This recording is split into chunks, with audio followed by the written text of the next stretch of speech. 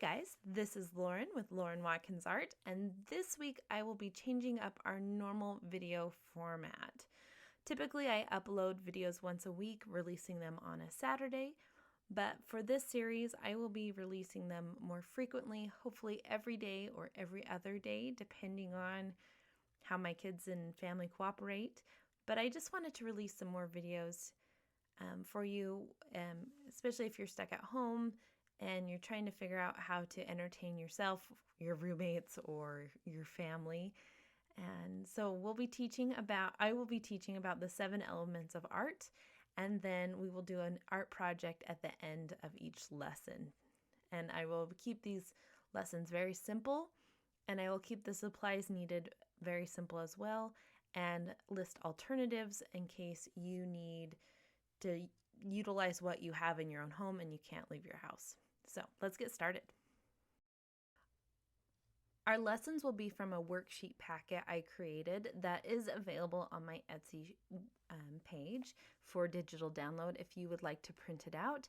You don't have to, you can just follow along, but I will be doing lessons from it where I teach about the 7 elements of art, give examples, and then we'll do the art project after. The worksheet also has things that you guys can do and follow along with to help you learn the concepts. So if you would like to download it, there's a link down below on my Etsy page. It supports me, but you don't have to. You can just watch the video instead. Other supplies you'll need is some plain paper. You can use cardstock, you can use construction paper. I'm just using white printer paper. Your paper can be colored. It can be just plain white like mine. I'm also using a mechanical pencil. Just any kind of plain pencil will work for this. This is just going to help you with drawing and for filling out the workbook. I will also be using colored pencils in mine. You can use colored pencils, you can use crayons, you could just use a pen and a pencil. You could use paint if you wanted and just not have it be super runny. There's a lot of options for this. When I am working in the workbook and I'm going to be using a pen instead of a pencil, that is so that you can see what I'm doing a little bit easier. Sometimes the bright lights that I have for filming cause overexposure and you can't see what the pencil's actually drawing, and so I'm just going to use a dark black pen to help aid you in that. But very simple supplies, not a lot is needed, and let's get started on the lesson. So the 7 elements of art. What are the 7 elements of art? These are the elements, basically, that you use to make up any type of visual art. So if you are doing painting, drawing, graphic design on your computer, you use all of these elements to create that. Some may be more heavily on one element and not use very much of another, but in some combination or form, you're using these elements to create art. They're the foundation and what you need to learn when you want to learn how to draw, paint, design, etc. So the first element is line, then we will go to shape, then value, texture, which is how rough or smooth something appears, space, how spread apart things are, how close together they are, how they are distanced or how close together they are. There's form, so how dimensional appears. Does it appear 3-dimensional? Does it appear flat? Does it have a curve? All of those things. And then color. This is pretty self-explanatory because the color you use can affect how something appears. But those are the 7 elements of art, and we will be going through all of those today, or this week. Today we're going to be focusing on line, and let's start with the line lesson. So line is the foundation of art for drawing, painting, everything. It all pretty much boils down to line. So let's zoom in a little bit closer so that you can see a little bit closer what the workbook says, and we'll start explaining it to you. So line. Line is the use of various marks, outlines, and implied lines throughout an artwork and design. There's vertical lines that go up and down. So you can practice doing them next to the one that I showed. There's horizontal lines. Those are ones that go across. So, or the sky meets the earth is called the horizon. So horizontal lines go across, similar to the horizon line. So they usually go from left to right, and vertical lines go from top to bottom. Knowing the difference between vertical and horizontal lines is really helpful when you are drawing your picture. So if you were doing a landscape, you'd want to have a horizontal line or a horizon line to mark where your sky is going to meet the earth. And so keeping those types of things straight, it also helps give direction on where you want things to, how you want them to appear. Because if you have a horizon line, you want your trees to be vertical. There's also things like implied lines, which are dotted lines or dashed lines. They can give the impression that something is there without being as heavy or weighted. There's also zigzagged and curved lines. The thickness of a line is called the weight, and varying the weight of a line helps give dimension. So we have 3 different examples of the same line, but with different weights. So the first one is a very thin line that has a uniform thickness all the way across the line. It's a very thin line, and so it's lighter. It appears to be more dainty, wispy, all that. The middle line is a thicker line, but is still uniform in weight all the way across. It's more substantial. It stands out more visually to the line above it, and it appears to be something bigger. The line on the bottom has a varied weight. So it's thick in some spots, it's thin in others. And so even though it's the same shape, the exact same line contour and dimensions as the lines above it, varying the weight makes it look a little different. It makes it look like maybe it's a piece of ribbon or something that's kind of twisted or turned visually. It makes it look like, oh, maybe this section's bigger and this one's lighter. And it can really give dimension to your line drawings. So contouring. Contouring is when you use the direction a line is drawn to give dimension to a shape. So we can see the 3 different examples I have. We have the exact same oval drawn 3 different times, but there are line contours to 2 of them. And we can see how the first one with outlines appears very flat, but the second one that has these vertical lines that start from a dot at the top and then they all branch out from that has more dimension. It looks more curved, it looks more substantial in size, and it makes it look more like a 3-dimensional object.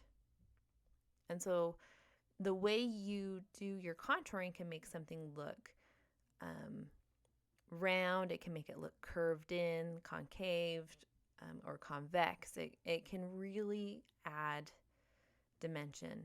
This one on the far right, I did horizontal lines, but I still followed the curve of the shape of the object, and so it still appears round. And when you utilize your line work like this, whether you're doing solid lines or varied weight lines or even implied lines, you can get really nice dimension in your pictures. So let's apply what we've learned from up above. So we have 2 pumpkins. There's a pumpkin. The pumpkins are the exact same shape, but one has contour lines in it while the other one doesn't. And you can see that the one that has the contour lines looks a lot more dimensional and a lot more like a pumpkin than the one that's just the outline. So let's see if we can make the pumpkin with just the outline have contour and shape like the example. So we're going to make the stem look like a cylinder. So we're going to do a curve at the top of it and a curve at the bottom. That will make the stem look round. And you can see it's already starting to help define the pumpkin and start making it look dimensional. Then pumpkins have these vertical lines that start at the stem and they curve around the pumpkin to the bottom of the pumpkin. And so we are going to add vertical lines that follow the shape of the pumpkin to help give it shape as well.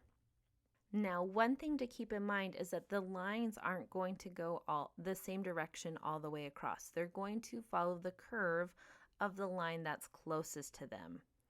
So the line that's going to be on the right side is going to curve with the curve on the right side.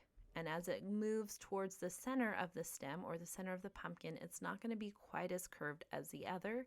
And then it will gradually transition to follow the curve on the left. So this line is going to follow that curve, and I'm just going to bring it down to the bottom. And then I'll do the next one. This one's going to follow the curve on the right. And I'm going to just not curve it quite as much. I want it to go a little bit, just a little bit, have it be a little bit straighter than the curve next to it. And then have the other one curve around. So there's two ways to curve these lines. You can see there's the one in the example or the one that we just did. They both give different appearances on how the pumpkin's shaped. One looks more uniform, one looks a little bit more lopsided. And so it really makes a difference on how you curve your lines and how it's going to shape them. So now we're going to play with varying the weight of the lines. So I varied the weight of the line at the top of the stem. And now I'm going to do it to the lines coming down. I'm going to have the weight of the line be a little bit thicker in the middle section. So when it gets close to the top and the bottom of the pumpkin, I'm going to have it be thinner and then have it be thick in the middle. And this is going to help give weight to the pumpkin and dimension. Just take your time with this, and it doesn't have to be perfect. We're just experimenting and just playing around to learn about line and the weight in a line and how varying it changes the pumpkin. And to apply it to future things, it will change the weight of what we're drawing. This is how learning to master this is how a lot of cartoon artists that just work in black and white and are just using basic sketches can really give dimension to an object with just using a line. You can do so much with just learning how to utilize the power of line work. And so I'm just going to thicken it up on this far side. I'm going to have it be a little bit thicker right along the very side edges of the pumpkin. And just go and refine it. You can take as much time or be as quick as this as you want. And one thing to keep in mind, if I'm going too fast for you, you can pause the video and work on it and then start it up again when you're ready to hear the next step. Okay, so if I'm going too fast, feel free to pause and catch up, and then you can just follow along pretty much at your own pace. So you can see how much that's given dimension compared to the pumpkin next to it. And it's so cool seeing how the line weight varies. So now we're going to do some more like implied lines, and we're going to have these lines just be at the top and the bottom of the pumpkin. They're not going to be in the middle, but they're still going to follow the curves or the contours of the main lines we've drawn. So just flicking my pen up from the bottom, I'm going to have it follow those curves, and I'm just going to have it be on the bottom. This is going to help add more weight to the pumpkin because there's going to be more shading down there. And the lines are going to help reinforce the shape. Since we have those lines following the contour of the pumpkin and the other lines we've done, they're really going to just reinforce the shape and dimension of it. And then I decided I wanted the line around the bottom of the stem just to be a little bit thicker to help it stand out from the rest of the pumpkin, and just follow it along.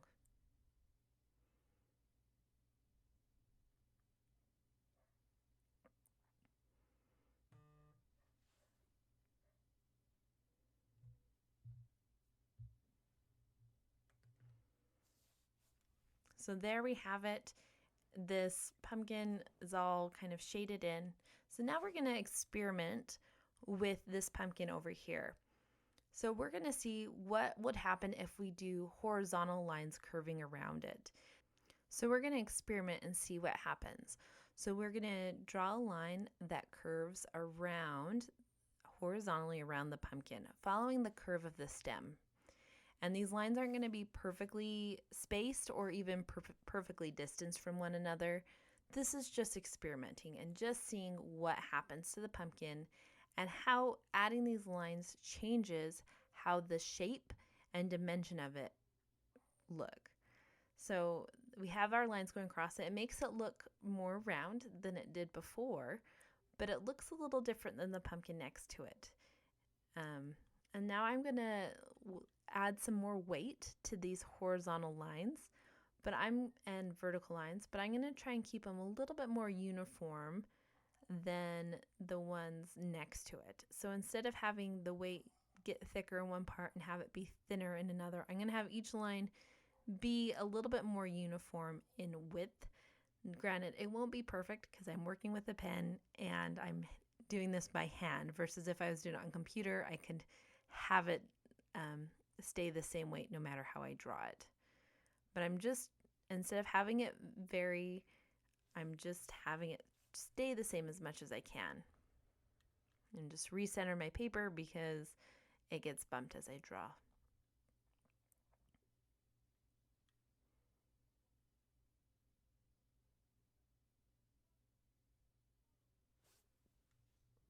And so just going in with my pens, just take your time with this. You can use your pencil. You could even use your colored pencil if you want. And that's what's so fun about doing these kinds of worksheets that you can just print off as many as you need, is that you can experiment. You could try seeing what would happen to the pumpkin if you drew the horizontal lines instead of curving around the stem, having them curve around the bottom and having them flipped, because that would change how the pumpkin looks. So feel free to experiment and play with this. You can draw shapes on a piece of paper and experiment drawing lines going across it to see how that affects the shape of it just by changing the line direction. And this is something we apply all the time as artists. When I'm drawing fur on a dog, I pay attention to what direction I'm drawing the fur lines, because the direction I draw those lines affect the shape, how it appears of the lion or the dog that I'm drawing, whatever it is. If I don't have the lines going the correct way, then it will not make the thing I'm drawing look dimensional. So I'm just kind of experimenting now, just playing some more with the lines and just having fun with that. This is the whole point of doing art, is to have fun with it and experiment. So I'm just going through and reinforcing the lines to see how it will look with thicker lines.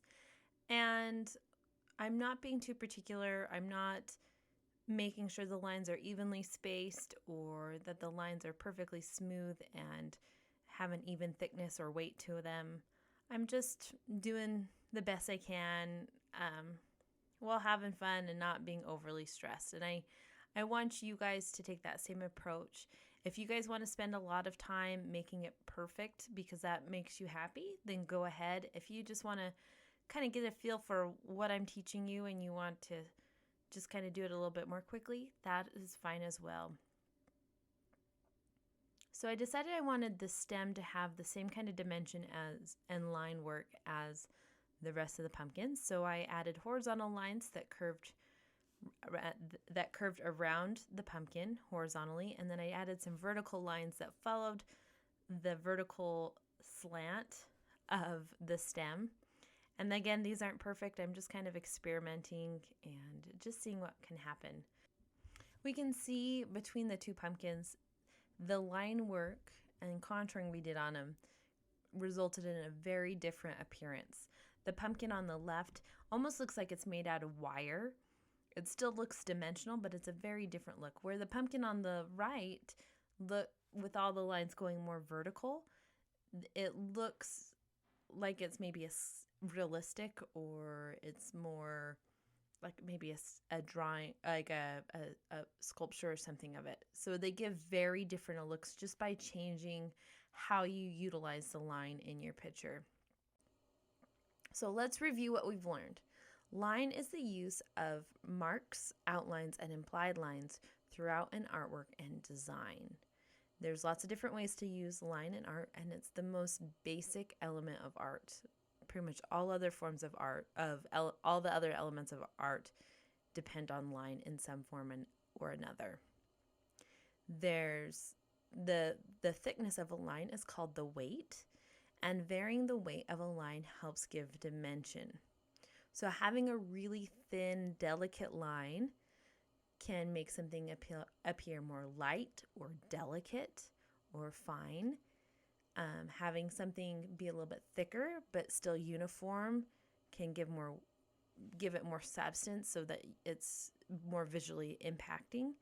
But varying the weight of the line can make it look like something's curved or turned and really affect the dimension. Now there's vertical lines, horizontal lines, zigzag lines, curved lines, and dotted lines, or implied lines. And the way you use your line work and the direction you use it really affects how an object appears dimensionally. And by contouring your line or curving it or drawing it in a specific direction can give dimension to your shape. And so if you kept something, if with our 3 examples, you have just an oval without any lines and it looks very flat. But doing vertical curves across the oval makes it look more dimensional.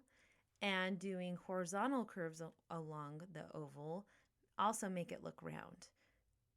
If we did straight lines or flat lines across the first oval, it would still appear very flat.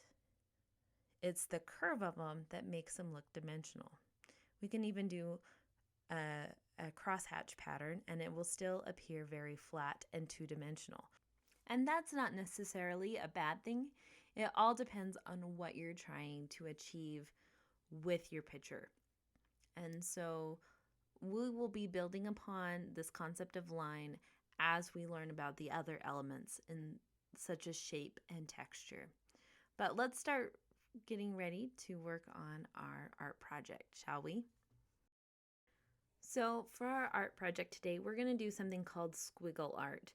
And it's a very simple concept with art. You're just going to take your pencil and draw squiggles all over your paper, and then we're going to embellish them. We're keeping it very simple because this is the most simple element of art, and we will build upon this as we do our art projects. So take your pencil and do squiggles and random lines all over your paper. Once you do that, then we're going to go and add lines to the loops and curves of it to help give that spot more weight. You can already see that those areas are starting to get more weight just by adding a little bit more to the line and the curve of it. And we will be building upon this. This is something I used to do in my sketchbook all the time as a kid, is just do squiggles and doodle around like this and just build upon it. I didn't realize that while I was doodling, I was actually learning and reinforcing these concepts of the elements of art, specifically with line work. So I've come in and I've reinforced my lines, and I, just for ease of you guys seeing it and such, I'm just going to go in with a pen. And you can do this entire thing with a pen. You can do the entire thing with your mechanical pencil or your regular pencil. And later on, I will be adding more color. So this is just for you to play with and apply what we've been learning. I'm going to speed up this outlining part a little bit. So if you need to pause it, go ahead and pause and then press play when you guys are ready to move on to the next step.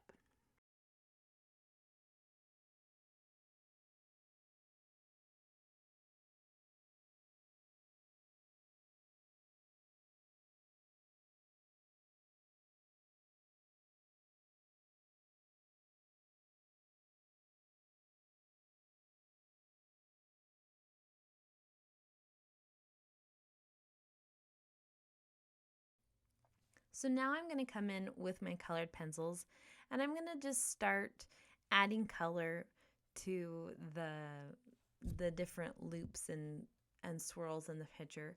You can do different designs and patterns in them. I'm going to do this first one that's purple. I'm going to just color it all in purple. I'm going to just kind of make it the same and just color it all purple. Some of the other ones I'm going to do different textures and patterns by doing zigzags and circles. I'm going to do more loops around it and just have fun experimenting and just playing. Your picture won't look exactly like mine, and that is the whole point of doing this. This is just you having fun. You can spend a lot of time working on this one. I did one a few months ago when I was figuring out some lessons for some kids that I spent quite a bit of hours. I spent a lot of hours on and did all kinds of intricate loops and swirls, and it turned out really awesome. I ended up giving the picture to one of the girls, so I don't have it with me. This one I did pretty quick because my kids were about to wake up and I needed to get going and spending time with them. And so I did this one as a pretty quick little sketch. So you can spend as much time as you want on it. You can do lots of pictures. You can do one and then decide how you want to do it differently next time and try again. This is really just an open-ended art project, and I want you to have as much fun playing with it. We can see that with the red loop that I colored, curving those lines and having them have different weights and kind of have a lot more of them on the edges and kind of nothing in the middle of the curve gave that loop a lot more dimension than the one that I just colored solid purple, or the one I'm doing right now, which is the blue diamond pattern where I just did kind of a crosshatch inline work and then filled in a few of the diamonds that were created by doing crossing lines. So I'm going to speed this up again because I am just doing this as a demonstration. You guys will be creating your own artwork and applying the concepts that we've learned. And I'm just doing this to kind of give you ideas on what you can do. You can play with color. You can make it all black and white. You can experiment and have all kinds of fun. You can spend hours and hours just on one picture, or you can do a lot of fun little quick squiggles, squiggle artworks like this. So just have fun with it. Play with color, play with design, whatever you guys want to do. If you guys want me to see what you've created, you guys can tag me on Instagram with the photo, and my handle is just at lauren.watkins.art, and there will be a link down below to my Instagram. Or you guys can tag me on Facebook, post it on my Facebook page. That's Lauren Watkins Art. Whatever you guys want to do. I would love to see what you guys create. But I hope you have fun with this project and you have fun experimenting with all the art supplies you have available. We can see I did striped lines. I've done zigzag lines so far. I made one of the loops bigger by adding more red rings around it. I did green circles. And at this point, I felt like my paper was pretty empty, and so I decided to add more swirls and loops to it. So I just took my pencil and did a few more squiggles. And then I'm going to come in with my pen and repeat the process of tracing it. And this one I decided I wanted to keep black and white. So I'm just going to trace it and thicken the lines and add more weight to them and create some black and white patterns, just for an example for you to see what that could potentially look like.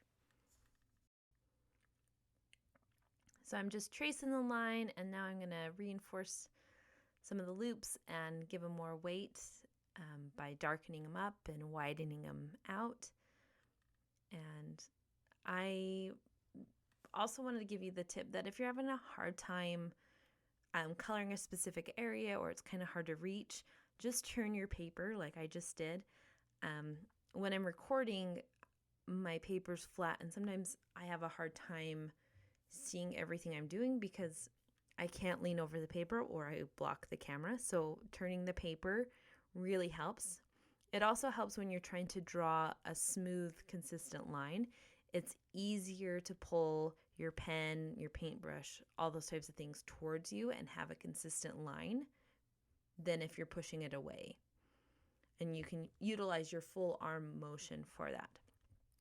So if you're having a hard time with something, sometimes just flipping it around can really help you draw a little bit more smoothly and consistently. And yeah.